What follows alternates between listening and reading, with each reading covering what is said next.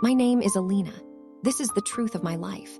I was born in a small house made of timber and stubborn hope. The house sat in a valley so deep and green it felt like the cupped hand of the earth itself. My earliest memory is the sound of my mother's loom. Its rhythmic click and clack was the heartbeat of our home. I would sit at her feet and watch her hands fly. She wove intricate patterns of birds and endless knots. She said the knots told a story of protection and of unbroken lines. I did not know then that our line would be broken. I did not know then that I would have to learn to weave my own story from threads of ash and resilience. My father was a man of few words. His language was the land. He spoke to the soil with his plow. He spoke to the weather with a worried glance at the sky. He was a good man. His love was as solid and unspoken as the mountains that surrounded us. But his world had firm borders like our fields. He believed a woman's path was a straight and narrow one. It led from her father's hearth to her husband's home. My dreams did not fit on that path. My dreams were wide and wandering like the river that cut through our valley. I longed for the world in books. Our village priest, Father Mykola, saw this hunger in me. He began to lend me books. They were old books. They smelled of damp stone and candle wax. Within their pages, I traveled to ancient Rome. I walked the moors of England. I sailed on ships through storms. I would read by the light of a single tallow candle in the loft. The words were a feast for a part of me I did not have a name for. My soul, perhaps. My mother watched me. Her eyes held a complex tapestry of pride and profound sorrow. One evening, she found me reading. She placed a calloused hand on my hair. Her fingers were stained with dye from her wool. "You have a quick mind, my little bird," she said. "The world is large and your spirit is large. But this valley, it is small." Her words were not cruel. They were a warning. A mother preparing her chick for the clipped wings of reality. I was 15. The weight of her resignation settled on my shoulders. It was a heavier burden than any bucket of water or bundle of firewood I had ever carried. 2 years later, the course of my life was decided over a glass of Horolka and a handshake. Victor was a shopkeeper from a town a day's journey away. He was a widower. He was stable. He was sober. These were the qualities my father listed to me the night he told me of the arrangement. They are excellent qualities in a horse, I thought wildly, but I said nothing. My voice had retreated to a tiny, frozen place inside my chest. My wedding dress was my mother's final masterpiece. The linen was bleached to the color of cream. She embroidered the hem and cuffs with the pattern known as the unfailing spring. It was a wish for resilience and new life. I wore it feeling like a ghost draped in someone else's hopes. The music was loud. The toasts were many. My sisters smiled. My father looked satisfied. My mother's smile did not reach her eyes. When Victor placed the simple gold band on my finger, it felt not like a promise, but like a seal. The door to the loft, the books, the wide river of my imagination, it all slammed shut. The key was turned. Victor's world was one of measured quantities and ledger columns. His house was attached to his dry goods store. It smelled perpetually of dried beans, burlap, and the faint, sweet scent of polishing wax for the wooden floors. The silence there was different. The silence of the mountains was full. It was full of wind and owl cries and the rustle of creatures in the underbrush. The silence of Victor's house was empty. It was the silence of two planets orbiting the same sun but never touching, never sharing. Warmth. He was not a cruel man, he was a transaction. He provided shelter and food. I provided labor and a presence. My opinions were as relevant to him as the opinion of a broom on how best to sweep. I stocked shelves. I kept accounts in a neat, small hand. I cooked the meals he preferred. I learned the precise way he liked his shirts folded. I became a fixture, efficient and silent. The loneliness was a physical ache. It was a hollow in my stomach that no bread could fill. I missed the sound of my mother's loom. I missed the chaos of my sister's laughter. I wrote letters home that were full of bland assurances. All is well. Victor is well. The shop is busy. I did not write the truth. The truth was that I was disappearing. Day by day, chore by chore, I was erasing myself. Then a miracle. Anya arrived on a night when winter seemed determined to swallow the town whole. The wind screamed around the eaves. The midwife's face was grim at first. Then a cry, a fierce, indignant wail that cut through the storm's noise. They placed her on my chest. She was red and wrinkled and perfect. Her tiny fist clamped around my finger with a strength that shocked me. In that instant, the frozen core inside me melted. The love was a flash flood. It was terrifying in its power and its absoluteness. It was not a gentle feeling. It was a primal force. I looked into her blue, unfocused eyes and I made a vow. It was not a whisper. It was a commandment issued from the deepest part of my being. You will not live in silence. You will not have your wings clipped. You will know the world is vast. You will have choices. This child was not just my daughter. She was my purpose. She was my revolution. Victor was briefly intrigued by the novelty of a child. He would sometimes hold her awkwardly, looking at her as if she were a complicated piece of merchandise. But as she grew into a toddler, his interest waned. He retreated back into his ledgers and his supplier disputes. His indifference was now a gift. It gave Anya and me a world of our own, a world I built in secret. The tin box was the start. It was an old biscuit tin with a picture of English roses on the lid. I began to skim minuscule amounts from the grocery money. A coin here, a coin there. Victor never noticed. I would wait until he was snoring in the deep of night. Then I would lift the loose floorboard beneath our bed. I would place the coin in the tin. It was a tiny act of rebellion. It was a seed for a future I dared not fully imagine. My real treasure was not the coins. It was the words. I begged the old newspapers from the shop. They were used to wrap fish or line shelves. I would smooth them out on the kitchen table after dark. With Anya on my lap, her head against my heart, I would trace the headlines. I would sound out the syllables in a breath so quiet it was almost thought. Government. Crisis. Border. The news was often grim, talk of unrest. But to me, the words themselves were beautiful. They were pieces of a code. A code that could unlock doors. I taught Anya her letters from the brightly colored boxes on the shop shelves, the cheerful foreign letters of imported cereal. O for oats. M for milk. We were co-conspirators in our own education. Her small, quick mind was a wonder. She learned the shapes of letters as easily as she learned the shapes of clouds. She was my first and most beloved student. In teaching her, I was reteaching myself. I was reclaiming the girl in the loft. War did not arrive with a declaration. It arrived as a slow poison in the well of everyday life. First, it was a tension in the voices on the radio. Then, the young men from the town began to vanish. They left for the city and did not return. Then, the aircraft. They were strange, metallic birds that did not belong in our sky. Their buzzing was an alarm that never ceased. Victor grew quieter. He stopped talking about suppliers and began talking in hushed tones with other shopkeepers on the street. Their faces were long. He started stockpiling. Tins of meat, bags of flour, candles, kerosene. The shelves of his own shop began to look sparse. He was building a fortress of canned beans against a coming hurricane. The conscription notice was a crisp, official piece of paper. It seemed to suck all the air from the kitchen when he read it. His face went the color of the plaster wall. He looked up at me. There was no tenderness in his gaze. There was only a cold, practical assessment. "You will manage the shop," he said. His voice was flat. "Keep the shutters barred after dark. Do not trust strangers. Do not let anyone in." He packed a single bag with methodical care. He put on his best boots, the ones he wore to church on high holidays. At the door, he paused. He turned. His eyes found Anya, who was hiding behind my skirts, peering out at him. For a fleeting second, something flickered in his eyes. Something that might have been regret or fear or simply the confusion of a man who realized he was leaving behind a story he had never bothered to read. His hand twitched at his side as if to reach for her. Then it fell. "Goodbye, Elena," he said, and he was gone. The door closed with a soft, final click. The silence that followed was immense. It was the silence before the storm. For weeks, Anya and I lived in a state of suspended animation. I followed Victor's instructions. I opened the shop for a few hours each day. I sold the last of the flour, the last of the soap. People paid with fear in their eyes. We barricaded ourselves inside at night. We listened to the radio until the day the transmission died in a crackle of static. Then we listened to a deeper silence, a waiting silence. It was broken by the rumbling. It was not thunder. Thunder has a beginning and an end.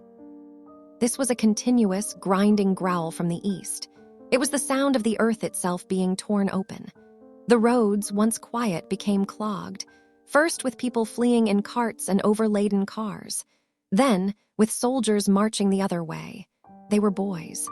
Their faces were too young for the grim determination etched upon them. The shelling began at dawn. The sound was not an explosion somewhere else. It was the universe splitting apart above our heads. The windows did not just break. They imploded. A shower of glittering daggers flew inward. Plaster dust erupted from the ceiling in a choking white cloud. Anya's scream was a high, wire-thin sound of pure, uncomprehending terror. It pierced through the roar. My body moved without my mind commanding it. I grabbed her. I yanked the pre-packed bag from its hiding place. I snatched the biscuit tin from under the floorboard. We scrambled down the steep earthen steps into the root cellar. The world above us became a cacophony of hell. Crashing, splintering, the awful whistling scream of incoming shells, the ground shook. Potatoes and jars of preserves tumbled from their shelves. We huddled in the farthest, darkest corner. I wrapped my body around Anya's. I tried to be a cave, a shield, a womb. She sobbed into my neck. Her tears were hot. Her whole body convulsed with each new impact. I did not cry, I could not. My terror was a stone. It filled my throat. It stopped my breath. I prayed, not to the God of my childhood church. I prayed to the universe, to the force of life itself. Let this child live. Let her see the sky again. Let her know something other than this fear. That was my only prayer. It ran on a loop in my mind for hours. When the sounds subsided, they did not go away. They became intermittent, a crackle of gunfire, a distant boom, an eerie singing silence. We waited in the damp, potato-scented dark for what felt like an eternity. Finally, when the silence above had held for a long while, we pushed open the cellar door. Daylight, gray and filtered through dust, assaulted our eyes. Our home was gone. The front wall of the shop had vanished. It was a dollhouse with its side ripped open. The shelves were toppled. Bolts of fabric were unfurled across the floor like colorful corpses. Cans of food were scattered like bizarre confetti. And among it all, the heartbreakingly ordinary debris of a shattered life. A single teacup, unbroken, sitting perfectly upright on the floor. A photograph of my parents, the glass cracked right through their smiling faces. The smell was the worst. It was the smell of burned wood and wet plaster and something else.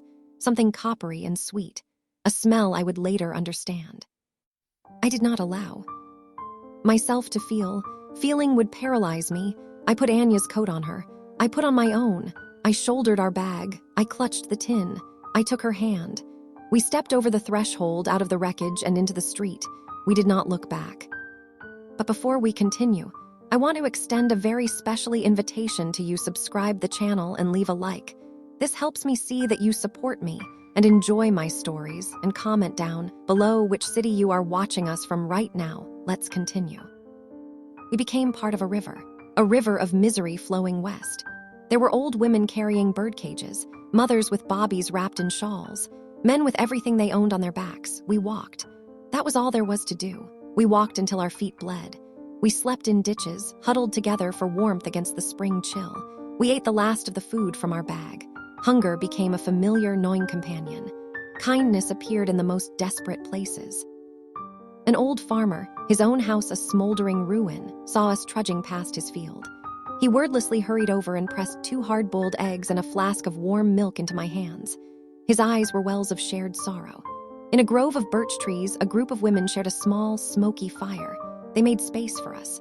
One of them, her face lined like a map of hard journeys, gave Anya a sip of brandy from a battered flask. For the cough, she said, but there was also brutality. I saw a man beaten senseless for his boots.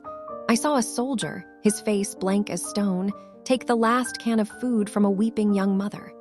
The world had shed its thin skin of civilization. What was left was raw, beautiful in its rare moments of compassion, and utterly savage in its struggle for survival.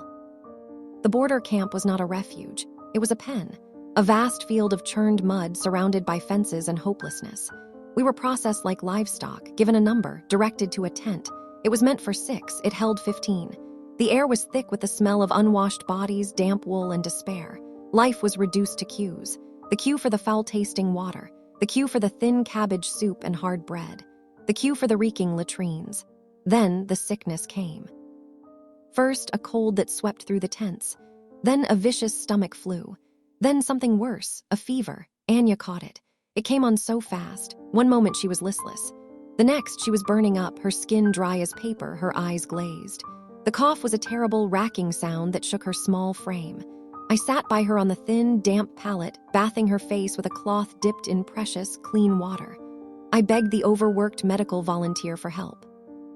He gave me aspirin and a look of exhausted pity. "I have seen this before," he said softly. "We must wait." One night I was sure she was dying. Her breathing was shallow.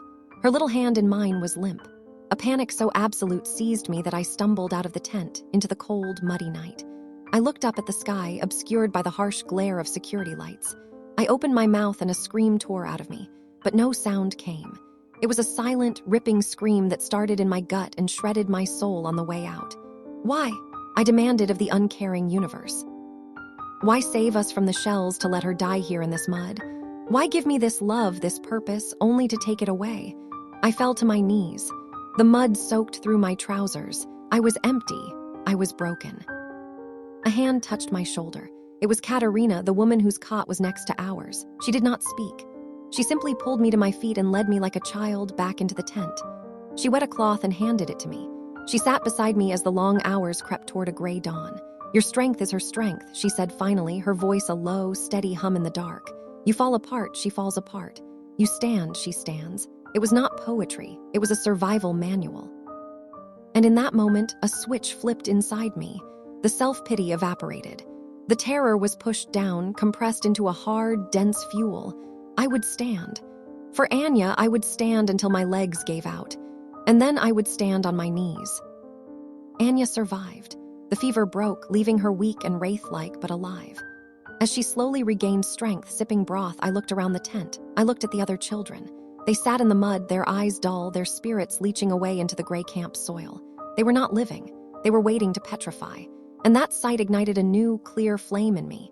It was madness to let these minds, these futures, turn to stone. I had to do the one thing I knew how to do. I had to teach. The administration trailer was a chaos of paper and exhaustion. The young aid worker behind the desk looked up as I entered. His eyes were kind but shadowed by a fatigue so deep it seemed permanent. I want to start a school, I said. My voice was rough from disuse but clear. He sighed. Elena, he said, using my name with a practiced gentleness. We have no resources. No books, no paper, no pencils, no room. I leaned forward, my hands on his cluttered desk. We have brains that need filling, I said. We have voices that need using. We have dirt that can be a blackboard and sticks that can be chalk. Give me a corner of this field, just a corner, and I will give these children a reason to wake up tomorrow. He looked at me for a long moment. He saw the desperation, yes, but he also saw the determination.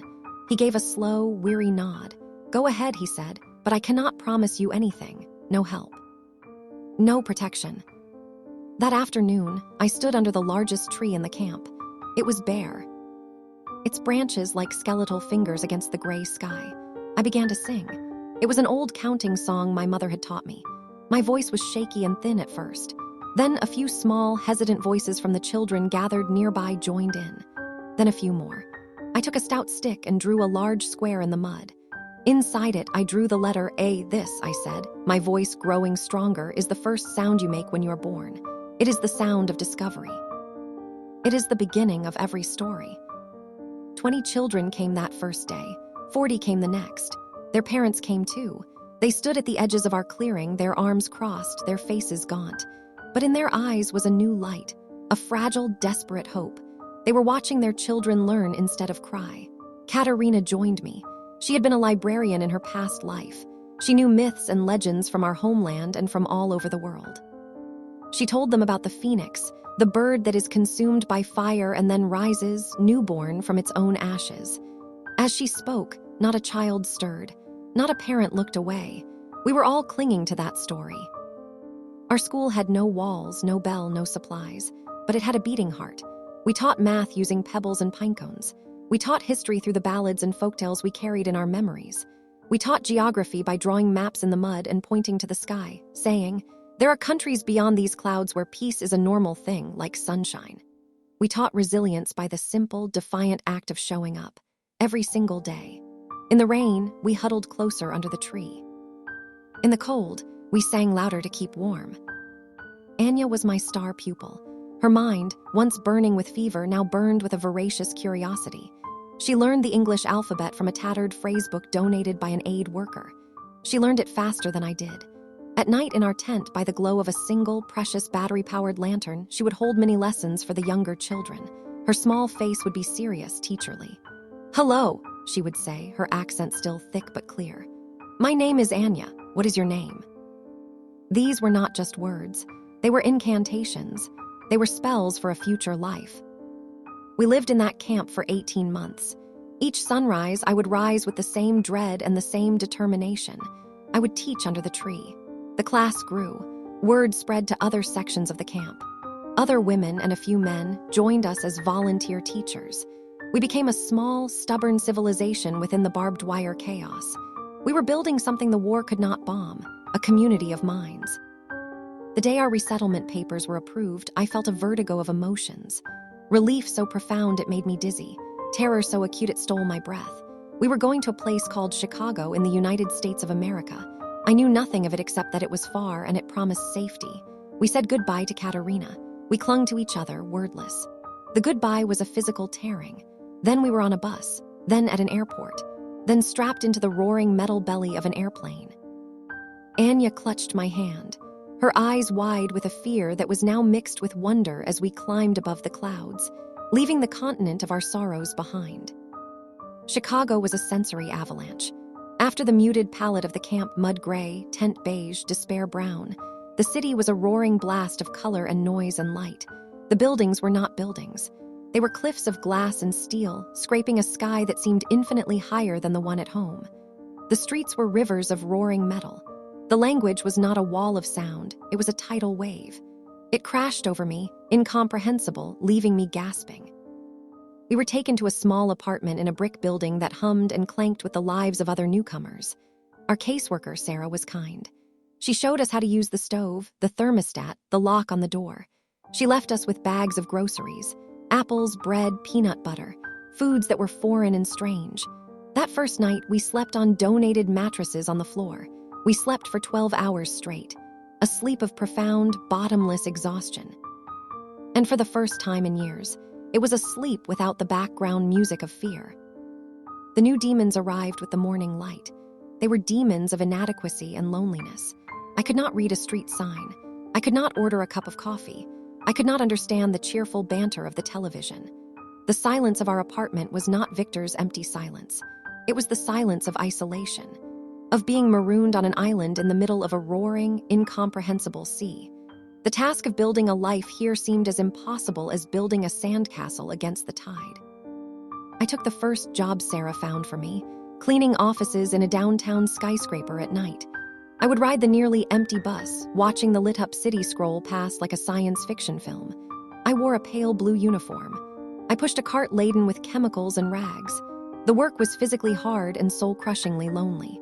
The offices were vast, empty landscapes of carpet and glass, but they became my sanctuary. While I vacuumed and emptied trash bins, I listened to English language podcasts on an old MP3 player. I repeated phrases to the silent, darkened cubicles. "How are you today? Can I help you? Have a good evening." The shiny, endless floors became my classroom. My reflection in the glass windows was a ghost, a woman in blue, whispering to herself in the dark. After a few months, I got a day job, a dishwasher in the cafeteria of a large hospital. The heat in the dish pit was volcanic. The steam was a permanent cloud. The pace was relentless, a never-ending conveyor belt of dirty trays, greasy pots, and slop-filled plates. My hands grew red and wrinkled from the hot water. My back ached from the constant bending. But it was a day job, and a day job meant I could enroll in English classes at the neighborhood community center in the evenings. My life became a grueling triangle. I would wake at 5, get Anya ready for school, work the dish line from 7 to 3, race to pick up Anya, go to my English class from 6 to 8, then home, homework at the kitchen table, a meal of something simple, sleep, repeat. Anya thrived at school. She learned English with an accent that melted away within a year. She made friends. She brought home spelling tests with gold stars. I pinned everyone to our refrigerator. They were my medals. My reason for every sore muscle, every moment of humiliation. My own progress was slower. My accent was stubborn. It clung to my tongue, a permanent reminder of where I was from. It was humiliating sometimes to sound like a child in front of my own, rapidly advancing daughter. But she was my champion. "Mama," she would say, patiently correcting my pronunciation. "It's thought, not sought. You can do it." At the hospital, I worked with a silent, fierce determination. I made sure every pot shone. I was never late. I never complained. The cafeteria manager, a woman named Ms. Brenda who had a face like a wise walnut and eyes that missed nothing, noticed. One afternoon, she tapped me on the shoulder. The dish pit was roaring. "Elena," she shouted over the noise. "I'm moving you to the patient line tomorrow. You'll wear scrubs, you'll serve food, you'll talk to people." Panic, cold and immediate, flooded my veins. "My English," I began. She cut me off. "Your hands are steady. Your eyes are kind. The patients don't need perfect grammar. They need a calm face and a patient heart. You have those. So go get your scrubs from supply." Next morning, I stood in the blue scrubs. They felt alien. I felt like an imposter. My first patient was an elderly woman, her skin like parchment, an IV line taped to her frail hand. She looked at my name tag. "Elena," she said, her voice a whisper. "Could you please find me some orange Jell-O?" The simple request. The word please. The fact she used my name. It was a tiny, miraculous bridge built across the void of our different lives. I found her Jell-O, I helped her open the lid. I adjusted her tray. Her grateful smile, though weak, was a beam of sunlight that warmed a frozen place inside me I hadn't even known was there. I began to see patterns. Families huddled in corners, speaking rapid Spanish, Arabic, Polish. Their faces etched with the same confusion and fear I knew so well. I saw myself in them. I saw my mother. I started using the hospital's translation phone service to help them. I would walk them to appointments. I would sit with them in waiting rooms, a silent, supportive presence.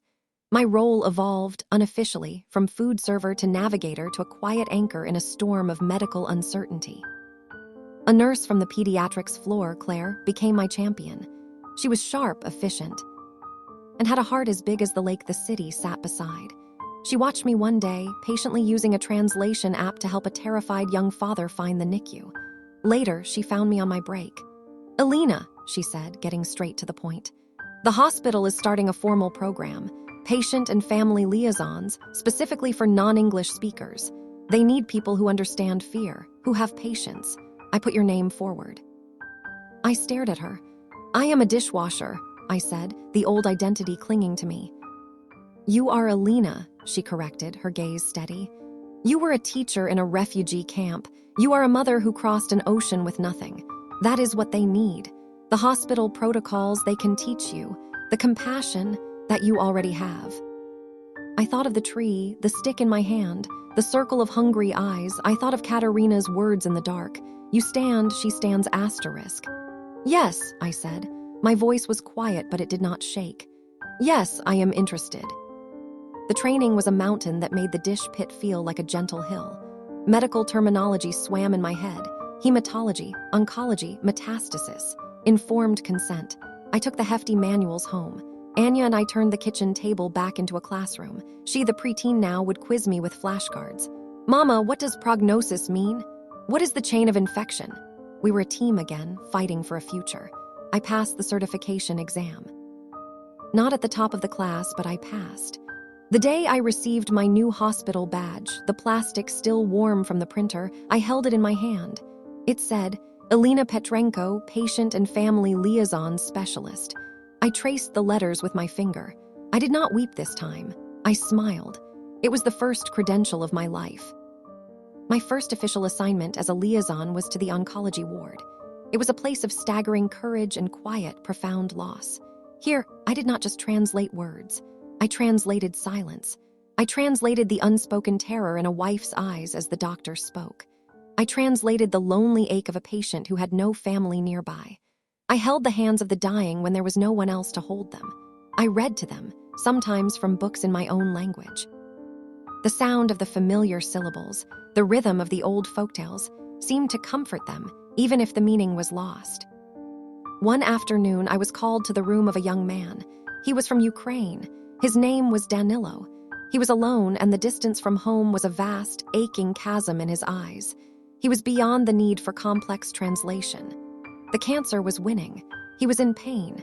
But when I entered, he managed a faint smile. "You are from the old country," he said in Ukrainian, his voice raspy. "I am," I said, sitting beside his bed. "Tell me," he whispered, his eyes closing. "Tell me about the mountains in the spring, the Carpathians." So I did. I closed my eyes. I let myself go home. I painted for him with my words. The green slopes rolling like great sleeping beasts. The wildflowers, a riot of color after the snow melt. The sound of the river, swollen and joyful. The smell of wet earth and pine.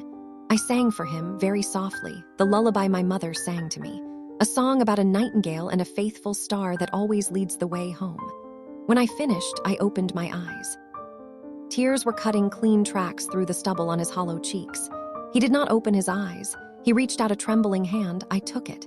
"Thank you, sister," he breathed. "You brought me home for a moment." He passed away that night peacefully. And in that terrible, sacred space, I understood the full circle of my journey. Every loss, every fear, every moment of darkness had been hunting me. It had been shaping me into a specific kind of instrument. An instrument capable of playing a single, pure note of solace in another human being's darkest hour. My survival had meaning only if it could ease the survival of others. The job changed everything. Not just our finances, though we were finally able to move from the tiny apartment to a small, sunny one in a better neighborhood. It changed my soul. I walked the halls of that hospital with my head held high. I had a place. I had a purpose. I had found my voice. It was not a perfect, unaccented English voice. It was a voice weathered by war and hardship, softened by compassion, and strong with hard-won resilience. It was a voice that translated in any language. Years flowed like a river now, carrying us forward. Anya grew into a remarkable young woman. She graduated high school as valedictorian. I sat in the front row of the auditorium, a bouquet of flowers clutched in my lap as she gave her speech.